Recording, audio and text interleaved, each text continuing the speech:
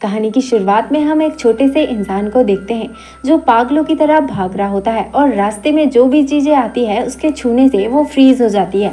Scene change होता है और हम एक फैमिली को देखते हैं जिसमें दो भाई बहन अपने पिता के साथ खुशी खुशी रह रहे होते हैं, जिसमें भाई का नाम जोहानस होता है और बहन का नाम नैला डेला।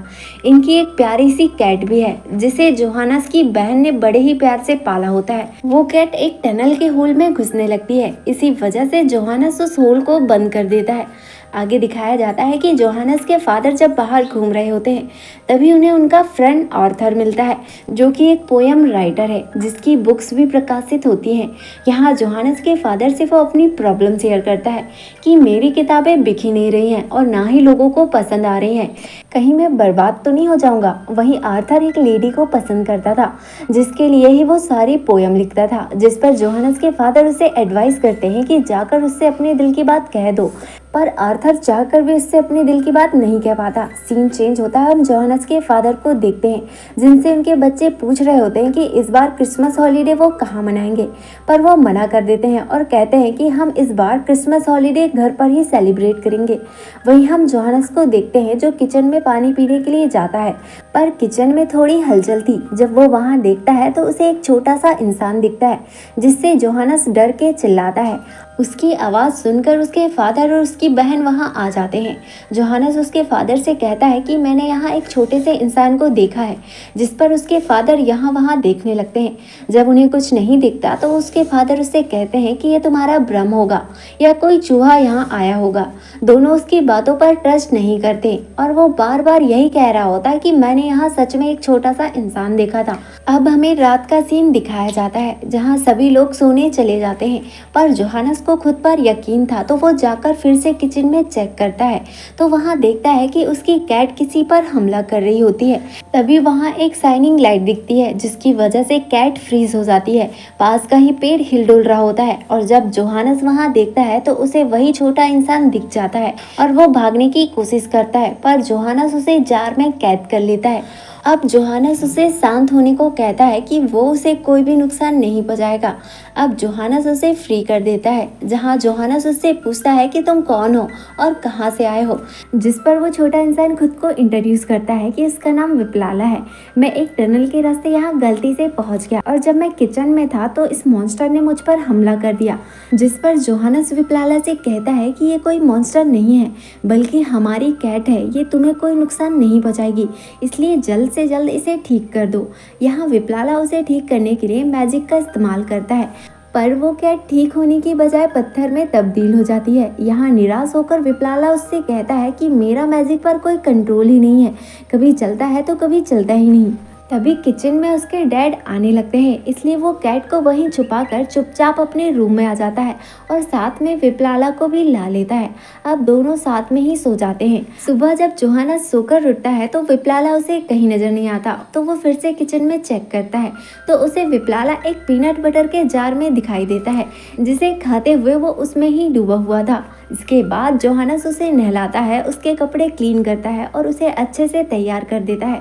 दूसरी तरफ हम जोहानस की बहन को देखते हैं जो अपनी बिल्ली को ढूंढ रही होती है, जिस पर जोहानस विप्लाला से कहता है कि इस बिल्ली को ठीक कर दो, पर विप्लाला जोहानस से कहता है कि तुम्हें तो पता है कि मेरा मैजिक कभी चलता है तो कभी चलता ही नहीं, इसलिए पहले विप्लाला अपने मैजिक को एक स्पाइडर पर ट्राई करता है जिससे मकड़ी फ्रीज हो जाती है और जब वो उसे ठीक करने के लिए फिर से मैजिक करता है तो वो पाउडर में चेंज हो जाती है। तभी वहाँ जोहानस की बहन आ जाती है, पर जोहानस उससे उसकी कैट को छुपा रहा होता है, पर वो बिल्ली को देख लेती है और हैरान रह जाती है। तभी विप्लाला उसके सामने आकर कहता है कि मुझे माफ़ कीजिएगा, ये सारी गलती मेरी है। जिस पर जोहानस की बहन उससे कहती है कि इसे तुरंत ठीक करो, पर जोहानस बता देता है कि विप्लाला का मैजिक उसके कंट्रोल में नहीं है। कुछ देर पहले उसने मकड़ी को ठीक करने के चक्कर में उसका पाउडर बना दिया। अब ये तीनों मार्केट के लिए निकल जाते हैं जहाँ से क्रिसमस के लिए एक ट्री खरीद कर ले आते हैं। तभी आर्थर अंकल विप्लाला को देख लेते हैं और उसे पकड़ने की कोशिश करने लगते हैं, इसलिए विप्लाला अपने मैजिक से उन्हें फ्रीज कर देता है। वहाँ जोहानस की बहन गुस्से से कहती है कि उन्हें ठीक करो, पर उसका मैजिक फिर से उल्टा पड़ जाता है और आर्थर अंकल पत्थर में तब्दील हो जाते हैं। फिर से कोशिश करने पर उनका स्टैच्यू बड़ा हो जाता है, इसलिए वो डरकर घर के अंदर चले जाते हैं। यहाँ जोहानस उसकी बहन से कहता है कि इसके बारे में डैड से कुछ मत कहना, वरना मैं तुम्हारी सारी बातें डैड को बता दूंगा। तभी जोहानस के फादर अंदर आ जाते हैं और बाहर खड़ा आर्थर का इतना बड़ा स्टैचू देखकर हैरान हो जाते हैं। फिर वो आर्थर को कॉल करते हैं क्योंकि वो बहुत देर से उनको नज़र नहीं आ रहा था, लेकिन कॉल भी नहीं लगता। तो वो उन्हें एक वॉइस मैसेज सेंड कर देते हैं कि तुम्हारा स्टैचू मेरे घर के सामने क्या कर रहा है, जल्द ही इसका आंसर चाहिए। अब जोहानस के फादर दोनों बच्चों को सरप्राइज देने के लिए एक महंगे से रेस्टोरेंट में ले जाते हैं, जहां विप्लाला भी उनके साथ ही होता है। यहाँ वेटर आता है और दोनों बच्चे फ्रेंच फ्राइज ऑर्डर करते हैं, पर वेटर कहता है कि हमारे होटल में लो क्लास चीज़ें नहीं मिलती, इसलिए वो रेस्टोरेंट का सबसे पॉपुलर डिश ऑर्डर करते हैं, पर वो उन्हें बिल्कुल पसंद नहीं आता, जिसे देखकर दोनों उदास हो जाते हैं। इसलिए विप्लाला अपने मैजिक से डिश को बच्चों की फेवरेट डिश में बदल देता है।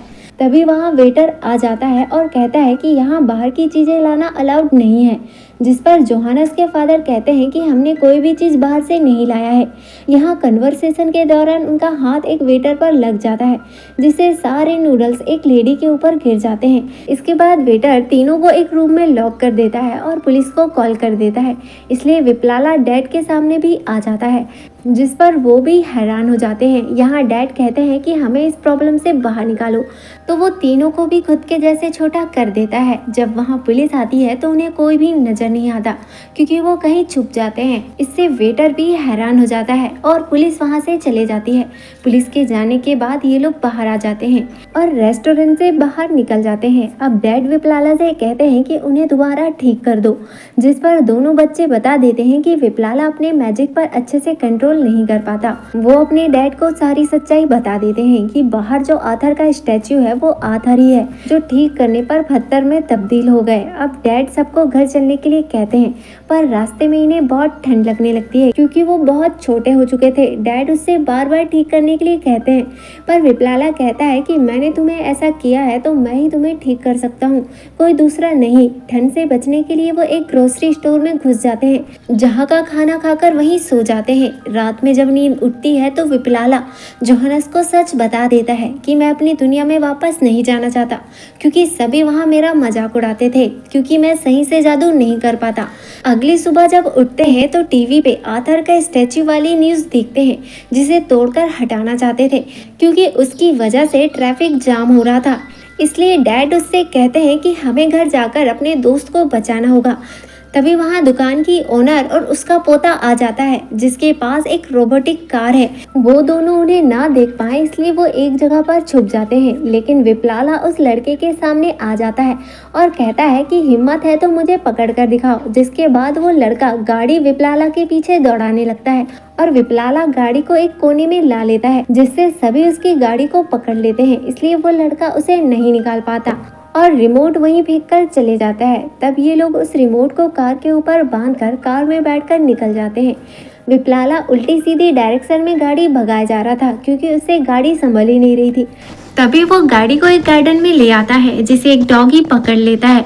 डॉगी का ऑनर कार को छुड़ाने की कोशिश करता है और डैड कार से गिर जाते हैं, जिससे उनका हाथ फ्रैक्चर हो जाता है। इसलिए वो डैड को हॉस्पिटल ले जाते हैं और नर्स के पीछे पीछे गाड़ी दौड़ाकर एक बच्ची के रूम में पहुंच जाते हैं, जहाँ बच्ची का ट्रीटमेंट चल रहा होता है। वो जानते हैं कि बच्ची ही उनकी बात को समझ सकती है, बाकी बड़े लोग उनकी बातों को नहीं समझेंगे।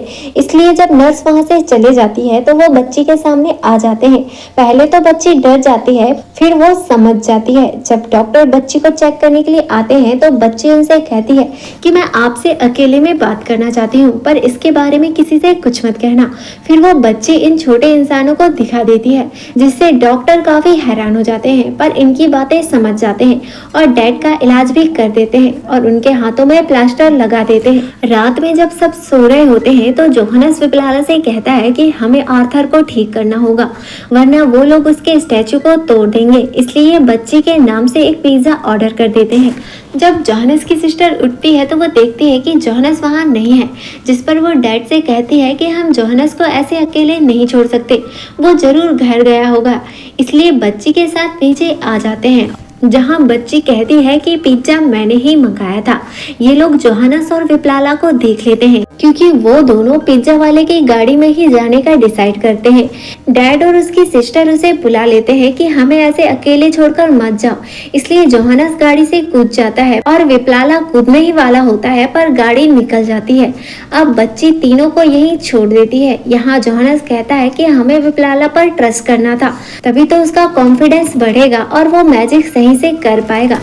दूसरी तरफ हम विप्लाला को देखते हैं जो गाड़ी से गिर जाता है और उसके पास बहुत सारे कबूतर आ जाते हैं। कुछ देर बाद देखते हैं कि तीनों के पास एक कबूतर उड़कर आ जाता है जिस पर विप्लाला बैठा हुआ था, क्योंकि उसने उससे फ्रेंडशिप कर लिया था। अब तीनों उसी कबूतर पर बैठकर घर जाने लगते हैं, पर विप्लाला एक बिल्डिंग में रुक जाता है और उनसे कहता है कि मेरी दुनिया में जब मैं मैजिक कर रहा था तो सभी मेरा मजाक उड़ा रहे थे, जिससे मैं बेकाबू हो गया और मेरे ही जादू की वजह से सभी लोग पत्थर के स्टैचू में बदल गए और इस वजह से मैं अपनी दुनिया से भागकर तुम्हारी दुनिया में आ गया और अब मैं अपनी दुनिया में कभी वापस नहीं जाना चाहता, ना ही कोई मैजिक यूज करना चाहता। जिस पर डैड भड़क जाते हैं कि तुम ऐसा कैसे कर सकते हो, तुम्हें हमें ठीक करना होगा। दूसरी तरफ हम आर्थर के स्टैचू को देखते हैं जहां उसे तोड़ने के लिए पुलिस टीम आ जाती है। वहीं विप्लाला एटलस के स्टैचू पर जादू करके उसे जिंदा कर देता है और अब एटलस अपना गोला वहीं रखकर बैठ जाता है। एटलस उनसे कहता है कि कई सालों से मैं इतना भारी गोला लेकर खड़ा था, तुम लोग मुझे चींटी की तरह दिखते थे, वैसे तुम अभी भी काफी छोटे ही दिख रहे हो। अब वो अपनी सारी कहानी एटलस को बता देते हैं, जिस पर एटलस विप्लाला को एप्रिसिएट करता है कि हमेशा अपने आप पर भरोसा करो और बिना सोचे बस कर दो। ये बात विप्लाला के दिल में लग जाती है और समझ आ जाती है। तभी डैड का पैर फिसल जाता है और वो नीचे गिरने लगते हैं, जिन्हें बचाने के लिए जोहानस और उसकी बहन भी नीचे गिर जाते हैं। तभी विप्लाला अपना मैजिक करता है और वो फिर से बड़े हो जाते हैं, जिस पर डैड उससे कहते हैं कि नाइस बेटा, तुमने कर दिखाया। जिस पर विप्लाला स्माइल करता है और कहता है कि सोचो मत, बस कर दो। दूसरी तरफ हम पुलिस को देखते हैं जो आर्थर के स्टैचू को तोड़ने वाली थी, पर उसके चाहने वाले उन्हें रोकते हैं। पुलिस उनकी बिल्कुल नहीं सुनती, बस उसे तोड़ने ही वाली होती है, पर वहाँ जोहानस की फैमिली आ जाती है और उन्हें सारी सच्चाई बता देती है कि ये आर्थर का स्टैचू नहीं है बल्कि खुद आर्थर है, जो कि मैजिक की वजह से स्टैचू बन गया है। कोई भी उन पर भरोसा नहीं करता, इसलिए वो सबके सामने विप्लाला को खड़ा कर देते हैं, जिससे सभी हैरान हो जाते हैं। वहीं विप्लाला अपने मैजिक से उस स्टैचू को छोटा कर देता है। अब जोहानस की सिस्टर आंटी को कहती है कि आपकी किस इन्हें ठीक कर सकती है। जब वो उसे किस करती है तो विप्लाला अपने मैजिक से उन्हें ठीक कर देता है और यहाँ सभी बहुत खुश हो जाते हैं। अब आर्थर भी बिल्कुल ठीक हो जाते हैं। वहीं हमें रात का सीन दिखाया जाता है जहाँ जोहानस के डैड उसे सुलाकर चले जाते हैं और ये चीज विप्लाला देख लेता है और उसे अपनी फैमिली की कीमत समझ आ जाती है, इसलिए वो अपनी दुनिया में जाने का डिसाइड करता है और रात में चुपचाप जाने की कोशिश करने लगता है। पर जोहानस उसे देख लेता है और टनल का होल खोल देता है। इसके बाद वो जाने से पहले सबसे अलविदा लेता है और इमोशनल हो जाता है। जाने से पहले वो अपनी जैकेट को बड़ा करके जोहानस को दे देता है और अपनी दुनिया में चले जाता है। और इसी के साथ मूवी की हैप्पी एंडिंग हो जाती है। अगर आपको यह एक्सप्लेनेशन पसंद आए तो वीडियो को लाइक और चैनल को सब्सक्राइब जरूर कीजिएगा।